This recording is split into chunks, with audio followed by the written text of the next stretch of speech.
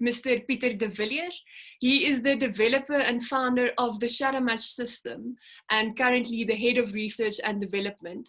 And as we said in previous webinars, if you've had the privilege to have read or seen any of his work, you would know the content is always very insightful and relevant. So we're very excited to hear about the value you're going to receive today. So without any further ado, over to you, Peter. We look forward to the presentation. Thank you, Suzanne. Thank you very much, everybody, for joining. Am I loud and clear? Good, thank you. Now, ladies and gentlemen, what we will do this afternoon during the next, let's say, 40 to 45, 50 minutes, is I will take you through the research that we have done, that I have done, and with the Shadow Match team, but also with other research partners that I've been working with over the years, into the challenges about the development of employees. And when I stumbled across some of the work we have done and the research that we have done, I was again shocked by the numbers and by the results that we have acquired through the research process. Now, I want to show you a few things, obviously, and take you through a live calculator. But before we go into the technical aspects of employee development, just sort of a very light and a very meaningless remark. Employee development, ladies and gentlemen, obviously has two ends. If you look at the two extreme ends of employee development, on the one end, there are certain jobs that people employ that are in need of such low content in terms of knowledge and skills and capabilities that it's very difficult to develop those employees, because we should actually be very careful not to tag them with a name, but the jobs that they do not require skills development and knowledge development, or for that matter, any form of development. This is what we call a retention of basic skills profile. And then on the other end, we have people that we need in a business that are so well qualified and so well educated and so skilled that it's very difficult to find development space in their knowledge and in their skills. So this is a challenge. The entry-level jobs where the jobs do not actually require high-end skills or skills development or knowledge development, that we're going to exclude for the discussion for this afternoon. We're going to take the middle road and up to the high end. So I want to share my screen with you in order to show you a few of the live things that we have. I'm going to start with a question about return on employment. Now, what we're going to do is I'm going to take you through the return on employment calculator. Now, let me just explain. When we buy expensive machinery, or we buy land, or we buy for business purposes, or we buy property for business purposes, the intelligent CEO and head of finance would ask a question: what is our return on investment? In other words, if I invest money in buying this set of computers, or this piece of land, or this piece of machinery, how do I get my money back? And what is the return index of the money that I have invested to get it back, or to get a substantial return, a meaningful business return on that? So we call this a ROI, a return on investment calculator. What we have done when we developed, I headed up the development of an instrument called Next Move. We've built, as part of the consulting tool, a return on employment calculator. The question here is, when do I get the money back? And how do I get the money back that I invest in the people and in the cost of employing people. So what I'm going to do is I'm going to take you through 5 questions. This is a very, very sophisticated and a smart calculator, and it's called the Return on Employment Calculator in the Next Move system. So how does it work? Let me show you. For the majority of placements, how do you recruit employees?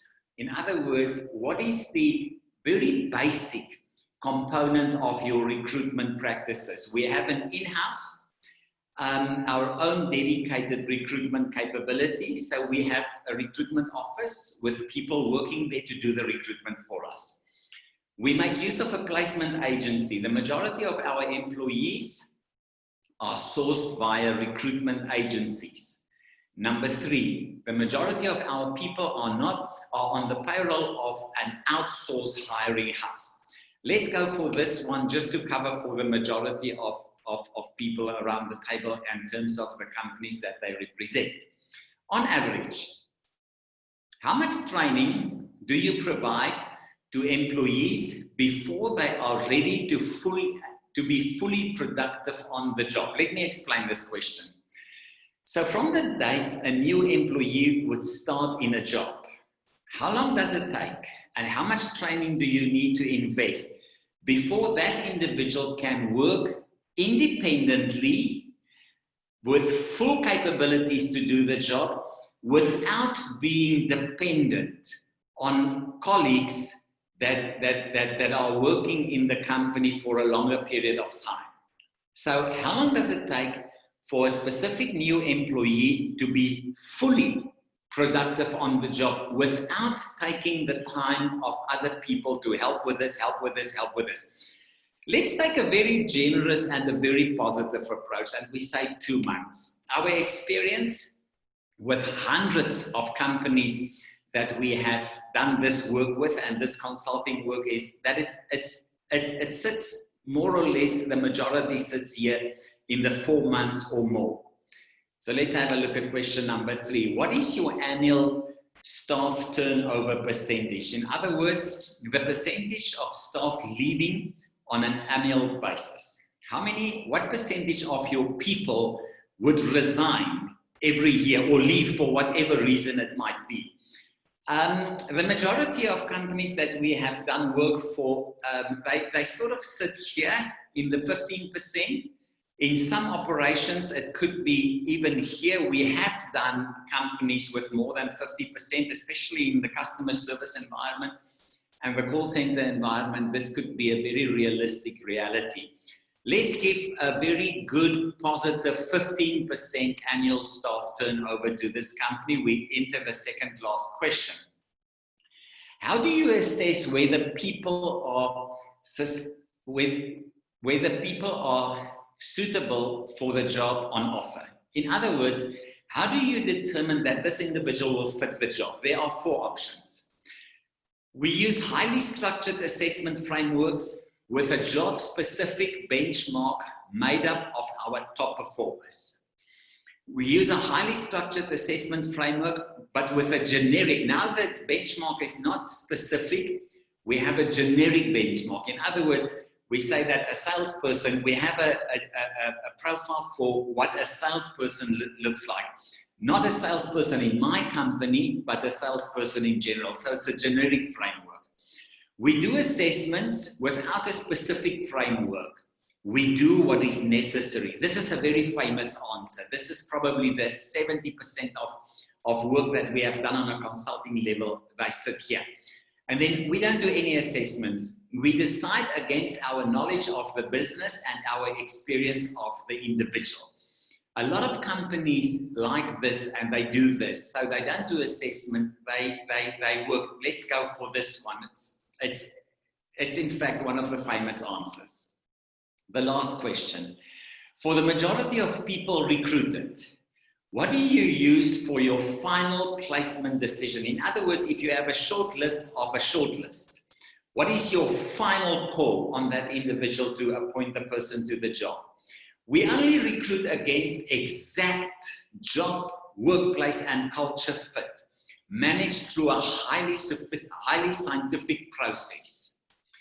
The second one is we interview the candidate and a very specific job profile. So we have two things, a job profile, very specific, and an interview.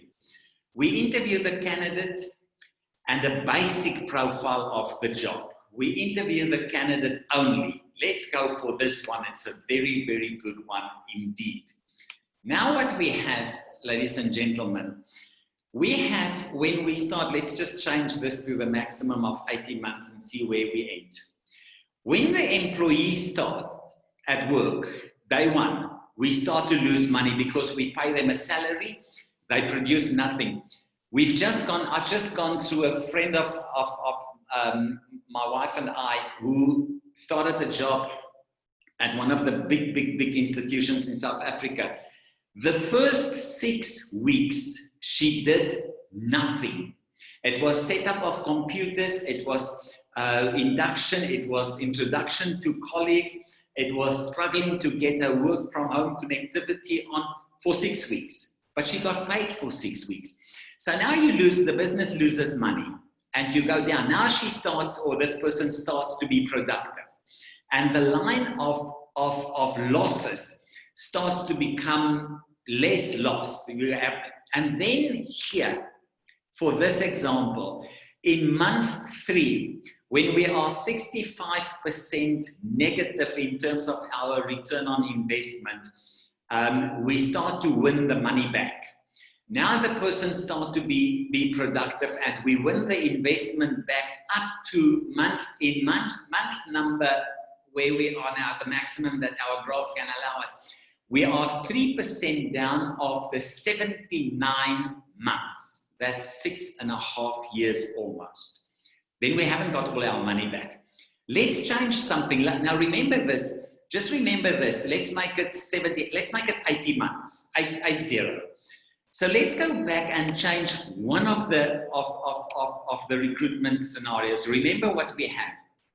Let's say we make just that, we turn into 10%. In other words, we have 5% less turnover. We still have that one. That's one I think is we interview the candidate with let's give that one. And now we are in big trouble. Now we don't get our money back because the practices were changed. Now I'm going to make it a positive one. Let's go back to question number 1. We have an in-house recruitment. We have 2 months of training because remember, guys and girls, the time we spend on training is a function of recruitment.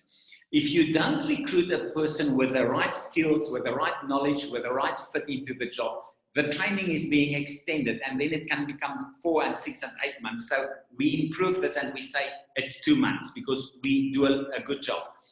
We only have a 10% staff turnover now. Now we make use of a highly structured assessment framework with a specific benchmark made up of our top performers.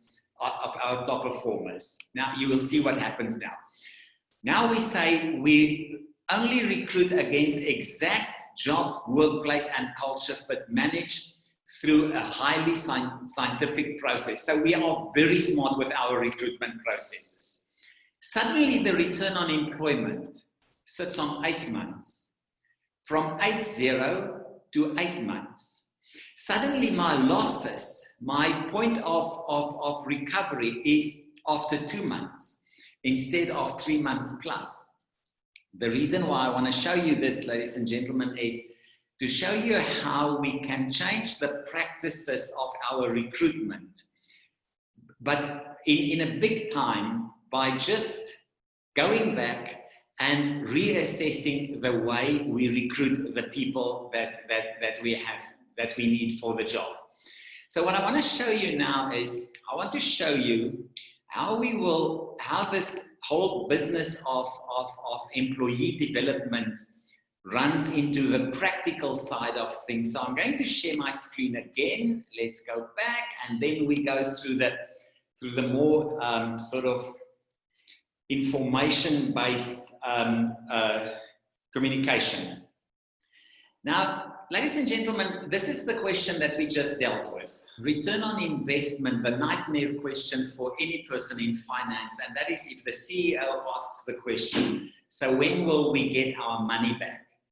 But the nightmare of nightmares is if the CEO asks the head of HR, give me a return on employment for all the people we employ, as well as for every specific individual.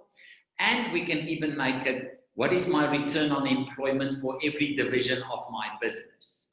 When and how do we get the money we spend on employment back? I've shown you how that works and how the calculator can be changed radically by changing the way in which we go around the recruitment and obviously the development of people. So the building blocks of a positive return on employment, ladies and gentlemen, unfortunately, this is, for some people, probably the best news that they could hear, and for some, it's not as good. It's a function of leadership. And we can discuss this, and I know we've got people around the table that are leadership development consultants and highly specialized people in the role of leaders, in the profile of leadership and the role leadership plays in a business. But the building blocks of a positive ROI is, number one, a function of leadership. If the leadership of a business understands the cost of employment, they will make a serious effort to get their recruitment, development, and staff retention to the best they can get, because they understand. Just a comment on the sideline. We ran the numbers, ladies and gentlemen.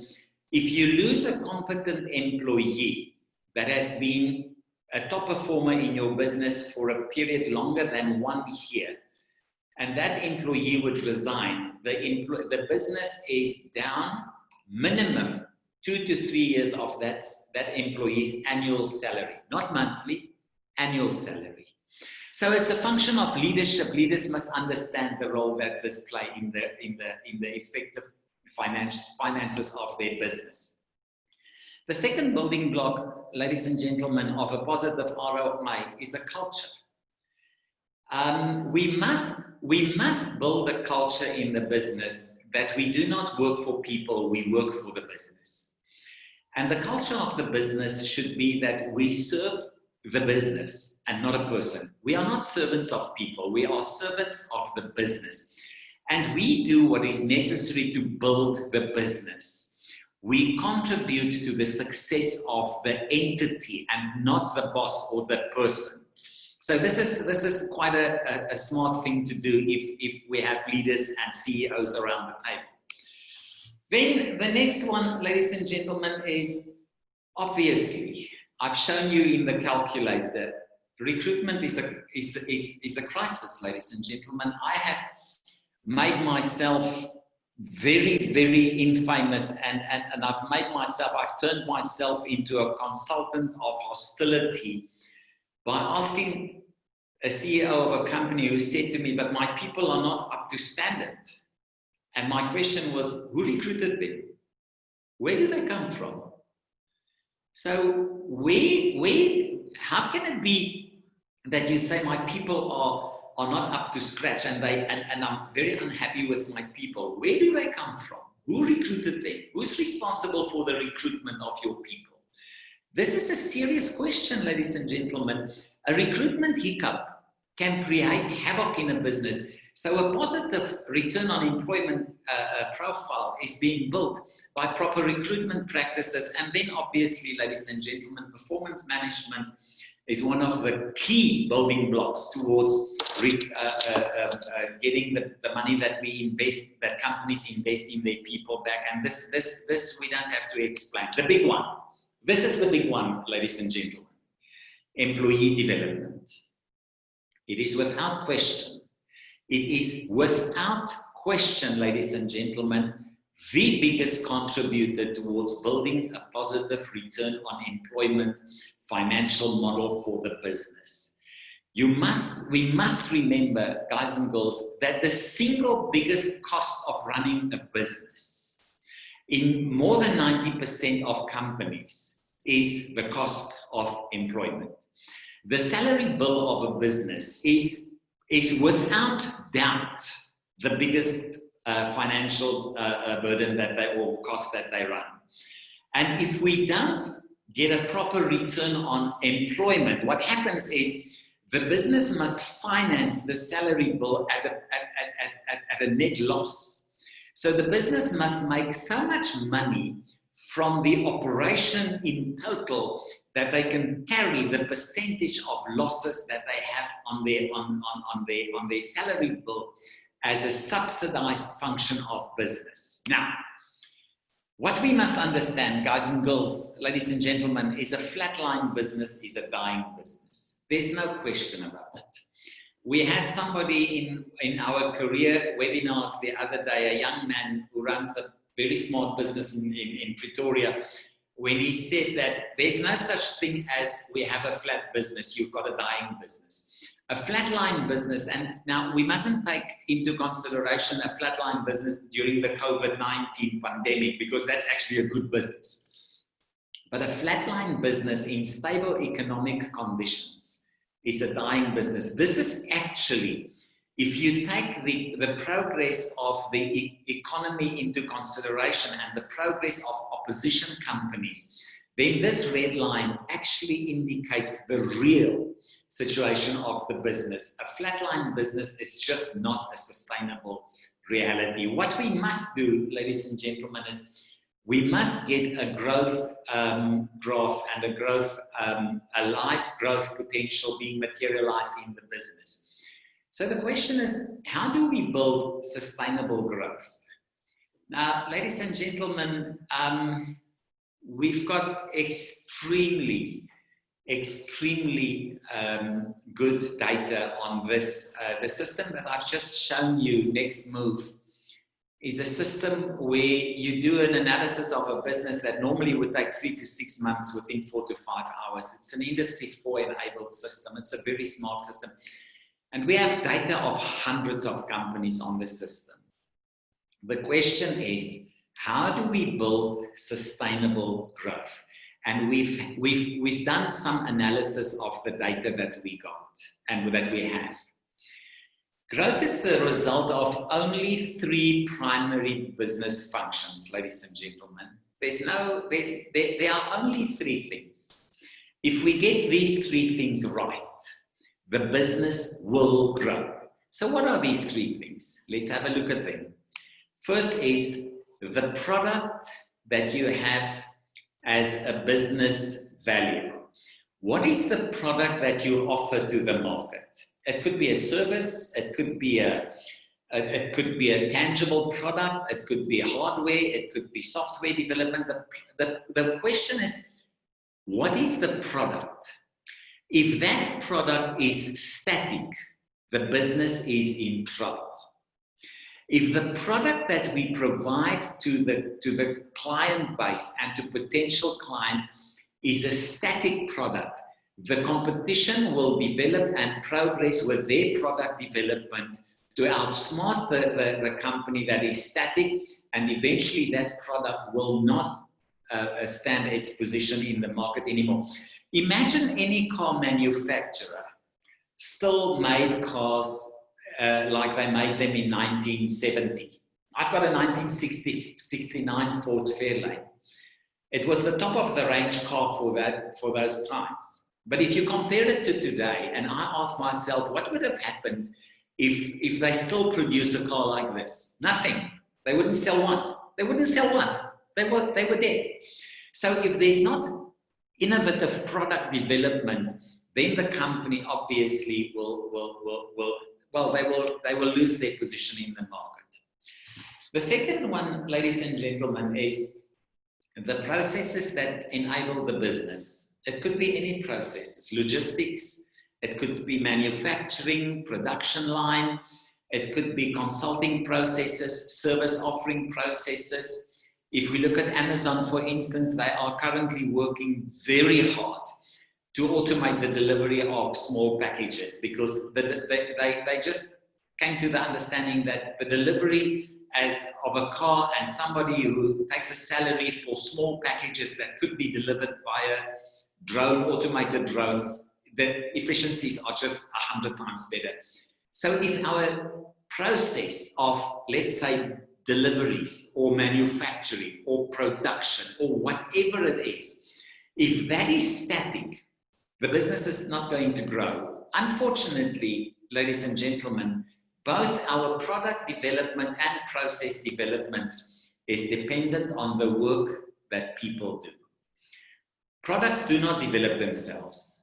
Processes do not become smarter because the process is clever.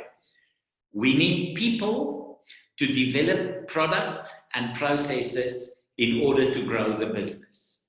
Now, if we still have people in our business with a mindset of 1972, 73, 81, 84, 85, with the skills of 1974, 5, 6, 80, 81, and with the knowledge of business from those dates, we will not make it, ladies and gentlemen. There's no question about it.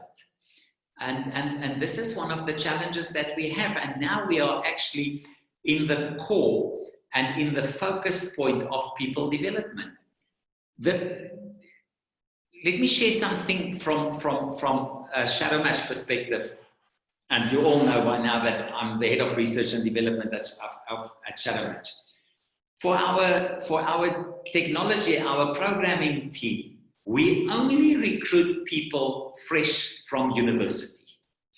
Because what we want, ladies and gentlemen, we want the most recent minds in development and software programming. So imagine we would start recruiting somebody from the late 80s with COBOL as their only development language. It just doesn't work. So now the question, ladies and gentlemen, if we have the people, now we cannot recruit people, keep them for 5 years and then fire them or replace them with new ones. We must take the people we have with us in the process of knowledge, skills, and capability development. And this is where we stand with our employee development. So the people must progress with the developments of the market and the industries that we are in. So now, ladies and gentlemen, the question obviously that you would ask is, what development content, where to get development content, and how to make development a reality? This is the practical question. And unfortunately, ladies and gentlemen, in our assessments through the Next Move systems of many companies, we struggle to get this right. We really struggle to get this right. And what we experience is that every CEO and every head of HR would say, oh yes, no, the development of our people is a high priority. Until you ask the question, what have you done? Show me what have you done. And then suddenly it becomes an Excel spreadsheet course that somebody did and somebody else did a whatever course it is in sales and then we see that there's no culture and there's no leadership to really take the people with the intellectual and skills development of our world and to stay on top of and in pace with what is happening. So let's be practical, ladies and gentlemen, around the question of what development. We work in Shadow Match with 3 components. The first is your employee must be able to say, I know how to do that. I have the knowledge for the job. I have the know-how. I have done the learning. I have done the studying. I've got the knowledge. It's either classroom-based training or lecture-based training. It's information-based learning.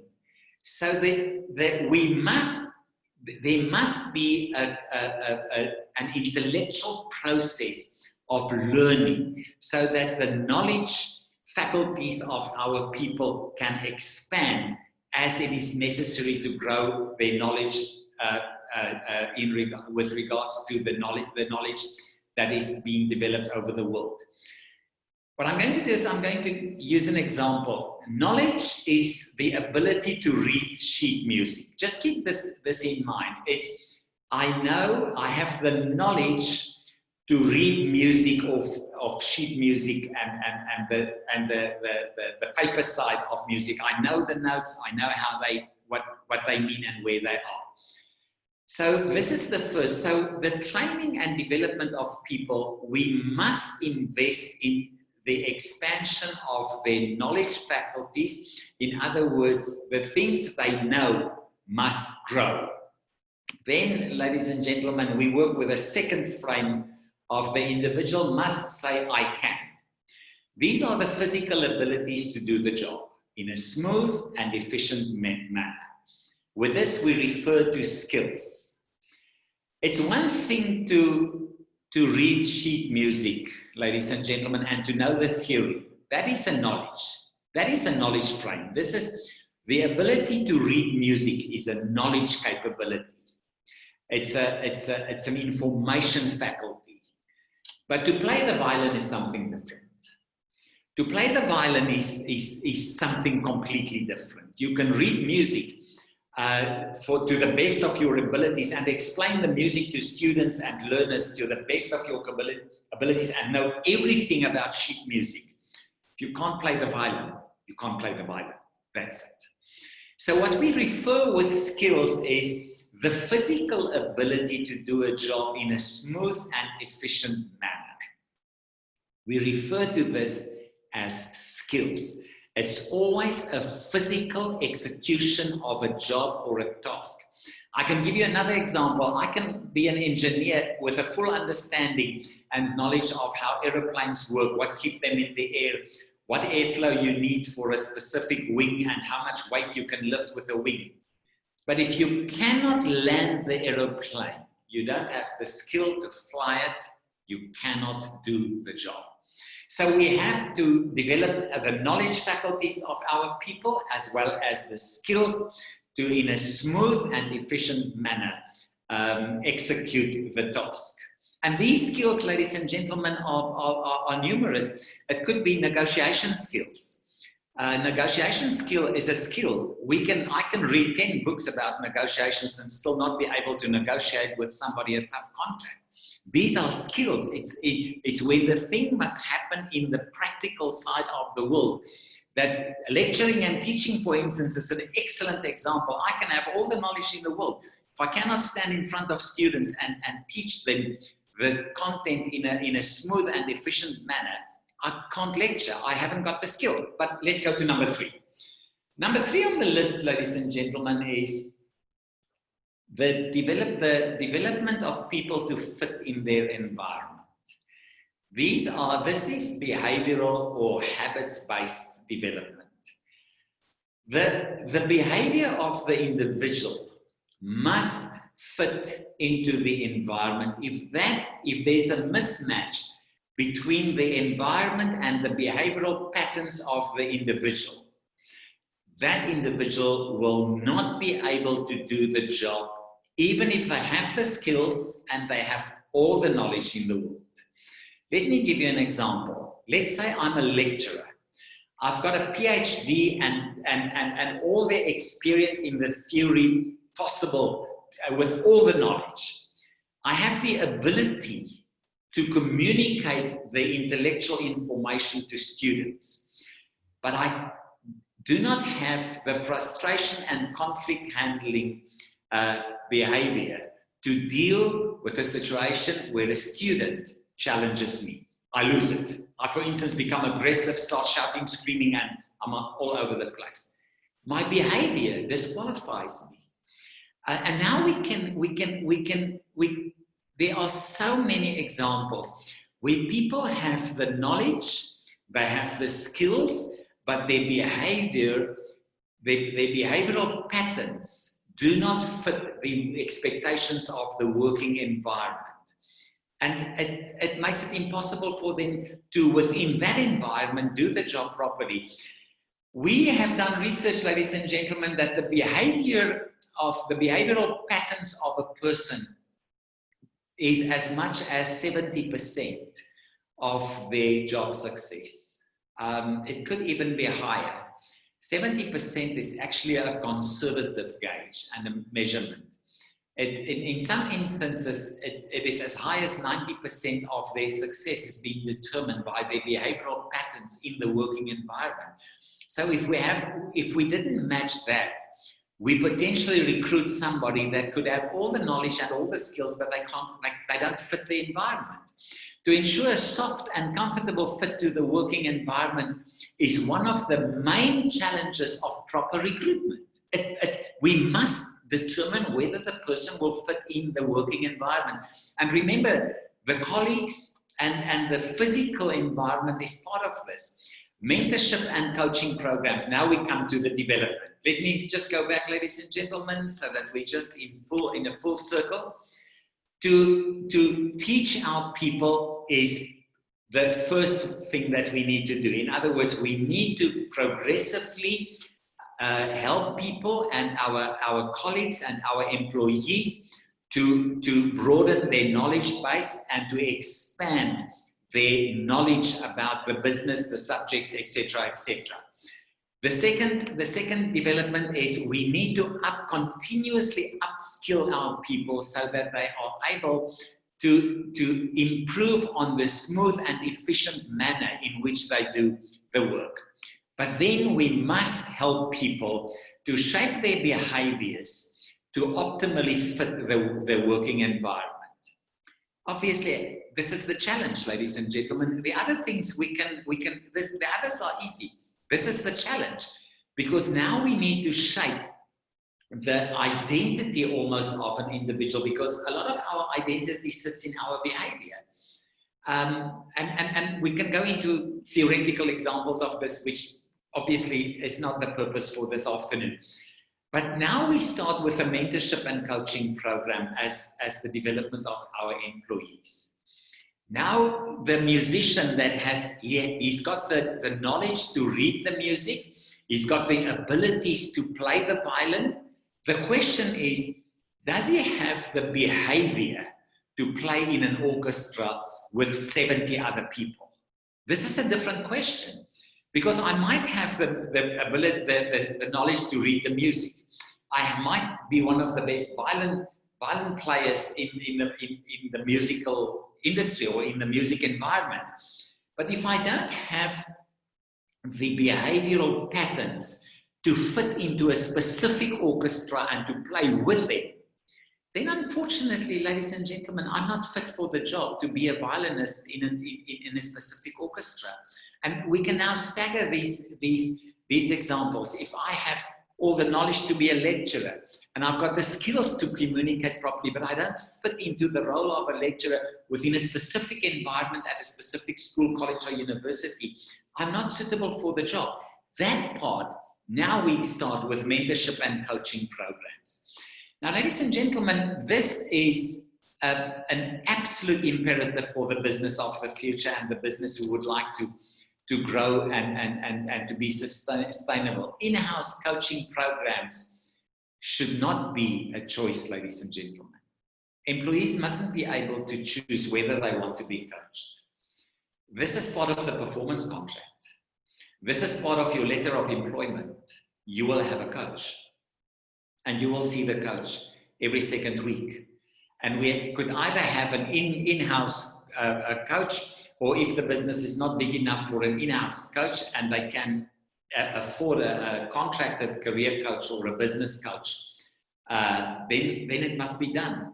Because if the coaching process is not such that it could absorb some of the frustrations that the individual experiences and then give guidelines and directives to help that individual to reshape their behavior and to reposition themselves within the working environment, we run into a crisis that one individual could be extremely destructive in a business. I can give you horrible examples of one individual who destroyed an entire business. An entire company was destroyed by one person. So what we must understand, ladies and gentlemen, is that this must become part of the culture of the business. This must become part of the ongoing human resource development initiatives in the business. It's not a matter that the individual can choose, no, I don't like coaching. No, we don't go there. This is part of the employment agreement. This is part of the point where we engage to make an offer to say to the individual, you do understand that in our business we have a coaching program and it's for everybody. So this should be, it's a compulsory thing. Now, obviously, ladies and gentlemen, you know that I run the research in Shadow Match. Now, this is what Shadow Match has been built to do. It's been built to optimize our recruitment based on the Shadow Match habits profile matched to a specific benchmark, skills grid profile matched to a specific skills benchmark. So Shadow Match deals with the recruitment part, it deals with the development of our habits to fit the environment. Skills Grid deals extensively with this, and the career report we have now provided for in-business career progress development. In other words, if somebody is in a business, how do we optimize the career of that individual within the business? Career development, ladies and gentlemen, doesn't mean that I'm going to exit the business. It means that I have a career within the business. And this is where the career report, obviously, for the mentorship program plays an important role. I want to make a side comment. You can obviously ask me a question if you want me to expand on this, ladies and gentlemen. But in the world of the future, in the world of work of the future, a funny thing is going to happen. We will have a lot of jobs available.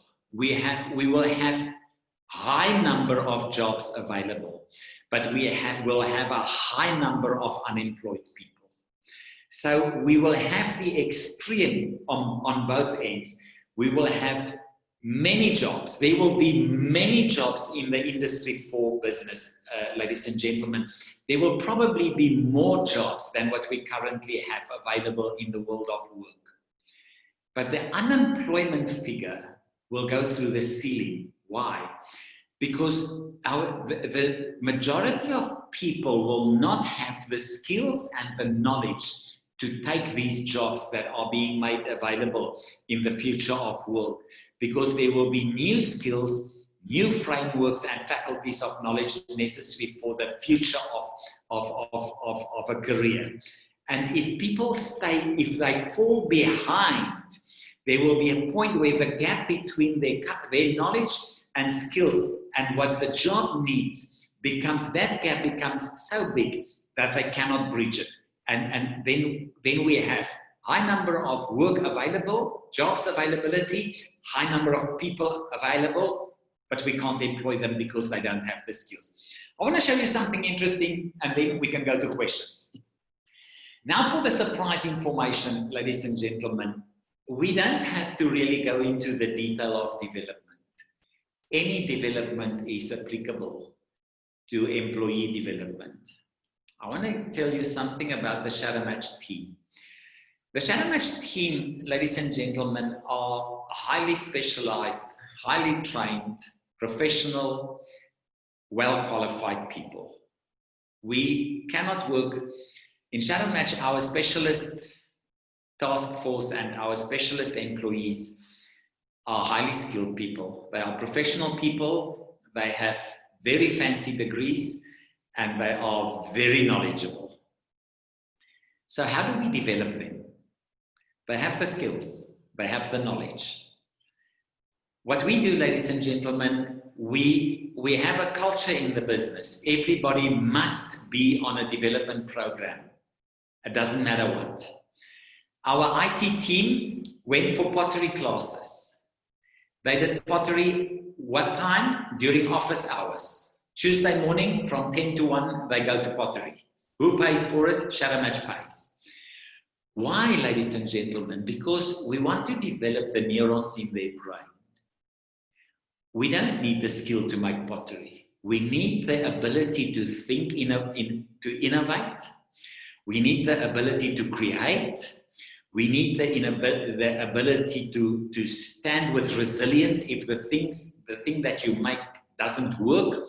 We need to develop the behavior of setbacks, dealing with something that is a failure, because if you do pottery, you must deal with failure, because 2 out of 3 is a failure.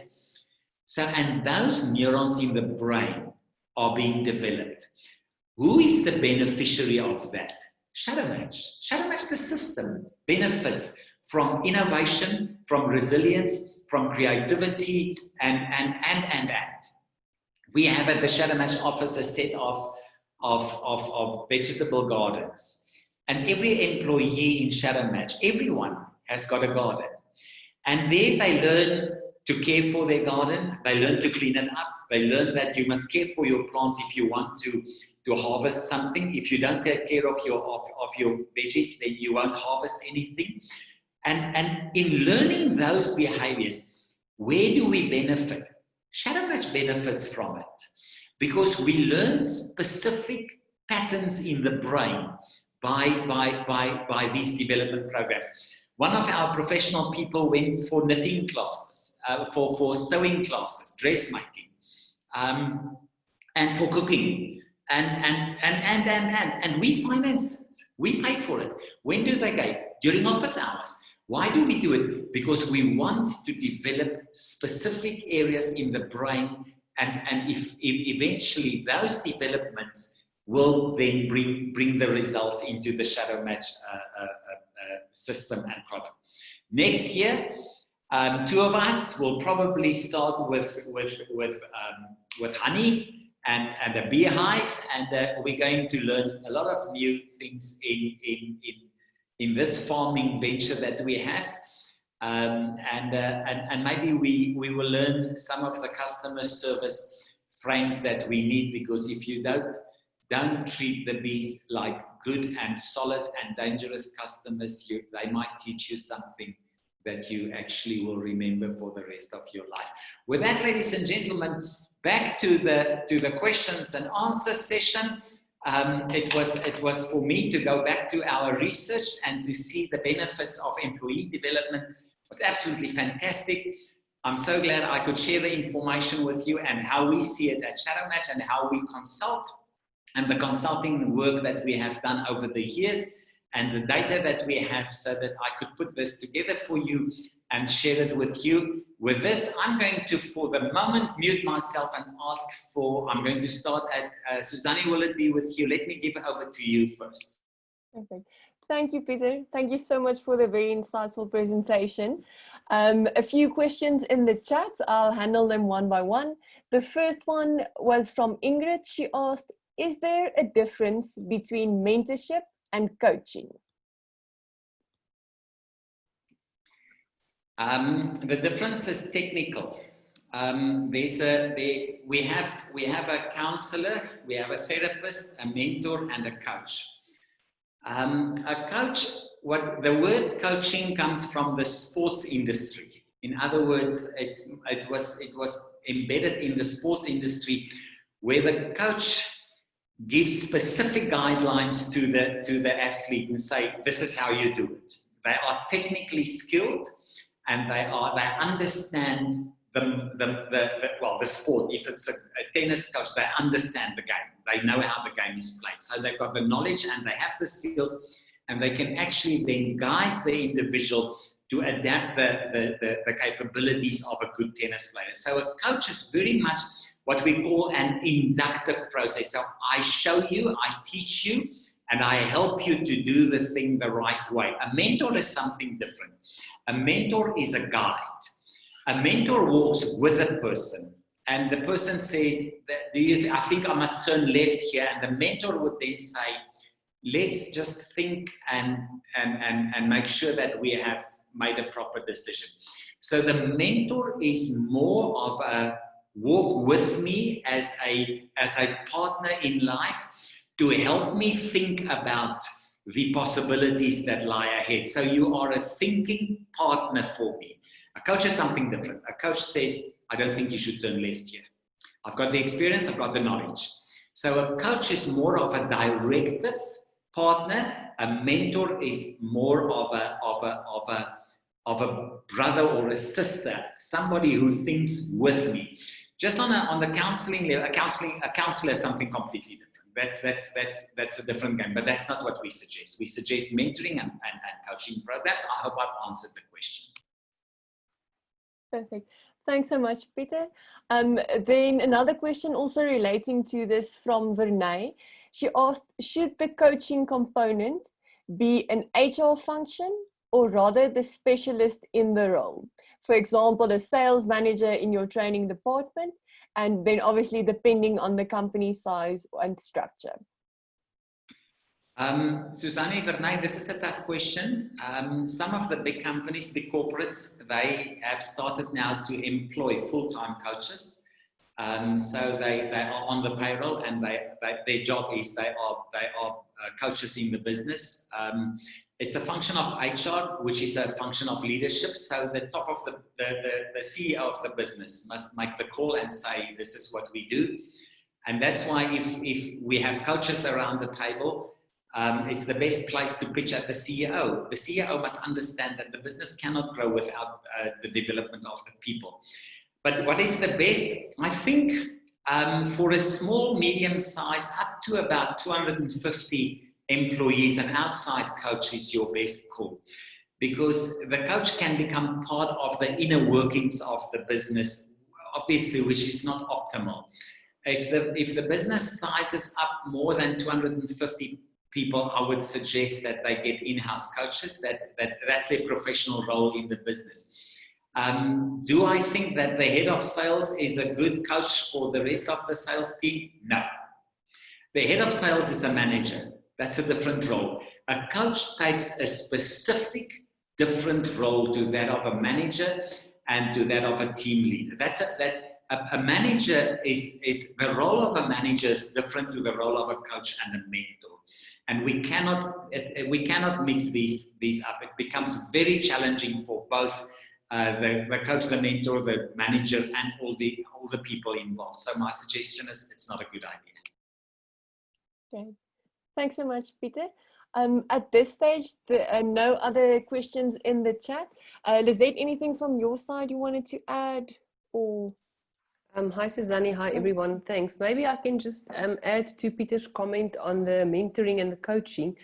The coach is specifically somebody that helps with the practical part, as Peter said, like in a sports team. And normally your coach is somebody that you will meet, discuss, set specific objectives with timelines, go implement, come back and say, have I met my objective? So the coach is a practical partner in crime, so to speak, where your mentor normally is somebody that comes from a position of wisdom and knowledge.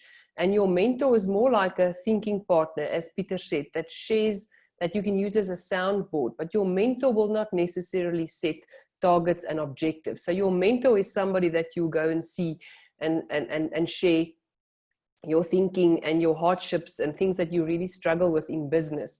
Where your coach is somebody where you practically sit down with a piece of paper and say, okay, I'm planning my next goal for the next 2 weeks. What do we do? How do I do it? And then come back and discuss. So I think that was for me an easy way to understand that the one's more a theoretical thing, which is your mentor. And it's normally somebody that has wisdom and knowledge and experience that becomes your mentor. Where your coach is somebody that says, you know what, let's walk this journey together. Let's get our hands dirty and let's set some objectives. Let's meet, let's discuss, let's go for the next objective. So that's just how I understand it. So well said, Peter. I think just for me, the practical and the theoretical side actually helps to explain it quite well. Thanks, Susanne. Nothing else from my side. perfect. Thanks, Suzette, for the feedback. Anything from your side at this stage, Peter, to add to that topic? Yeah, Susanne, I've been coaching for many years, many things: business coaching, life coaching. Some of my life coaching friends are currently around the table. In fact, quite a few of them. I've been in sports coaching, involved as a coach. We must just say one thing about coaching. A coach is a hard person. A coach is a hard person. A coach is somebody that says something as it is and what it is. A coach doesn't turn soft and shy away from the facts. If a coach of a rugby team says to the rugby players, guys, you are not fit, we will start with a fitness program. They start with a fitness program. Why? Because the coach said so. So a mentor this is quite right what Lizette said. A mentor is a soft person. A mentor is the person that you can come home and cry and say, I hate this training program. You don't cry with a coach. The coach says, sorry, if you want to play this game, you've got to get yourself fit. So, and there are ways to be kind and to be friendly, but you've got to be honest. Coaching is not a soft job. And that's it. Thank you. Back to you. Okay. Thanks, Peter. Thanks for that feedback. One topic on the coaching topic, another question. What coaching course do you suggest for HR people to participate in? Susanne, we have a few associates that we recommend for coaching courses, but I wouldn't like to answer that question in a public forum. What I suggest is send an email to Shadowmatch, info@shadowmatch.com, or you can send any of the Shadowmatch people. Go to shadowmatch.com. The information is there to send us an email, and we can then recommend for HR people, specific associations that we have with coaching houses and coaching people that are highly skilled and highly competent in the training of HR people for proper coaching. But in a forum like this, it's unfair to recommend somebody specific. Okay, perfect. Thank you, Peter. Then just the last topic that's arising in the chat. The question that started it was, I can and I fit is measured by Shadowmatch and the skills grid systems. And then the question was, what about I know? Thank you, Lizette, she has sent feedback on that to say it is the knowledge part is measured through a test or an exam. That is the hard knowledge. And then knowledge of a product will be tested in the way in which you engage with customers and whether you give the correct facts for the clients. And if you don't know facts about the products and processes, you would have to go back to classroom training for knowledge learning. So if you want to add anything from your side, Peter, just on the I know component. Yeah, Susanne, the I know component is actually the easy part. For instance, if we recruit another Susanne, we start with, we want a master's degree in research psychology from a recognized university with registration at the professional council. That's it. If somebody's got a master's degree in psychology, fine. So if one of my very dear friends that I see is around the table wants to recruit a mining engineer, how do I know that the person will have the knowledge of mining engineer? I say, I want somebody with a mining engineer degree, that's it. So the knowledge part is dealt with by either our academic qualifications or our history of experience. Remember, our history of experience can also be a knowledge faculty, but then I need to check it. If somebody comes with the qualifications from a recognized university, I don't need to check their knowledge because the university checked it. But if they come with a history of experience-based knowledge, I need to check it. So the knowledge part is actually very easy. It's the skills and the behavior part that bites us. Perfect. Thank you, Peter. At this stage, no other questions in the chat. I'm going to now change the setting if someone wants to ask a question verbally. So let me just do the, then we'll be able to unmute yourself. And then let me just click it. Okay, perfect. So you as participant will now be able to unmute your sound if you want to ask a question verbally. But I think that is then the end of the formal session. So if you need to go and join another session or end of the afternoon, you're more than welcome to sign off. Thank you so much for joining us again today. It was lovely to see the faces. We look forward to seeing you in our next webinars. You would see on the Shadowmatch landing page, there is a great new format to communicate all future dates of webinars. So when you log in on shadowmatch.co.za to access the system, at the bottom there's a banner that will communicate the dates, since we will be having a few webinars in future and we want to keep you updated with the dates in an easy format. So if there's nothing else, then I'm going to stop the recording as well. But please stay on if you want to ask a last question verbally. Thank you.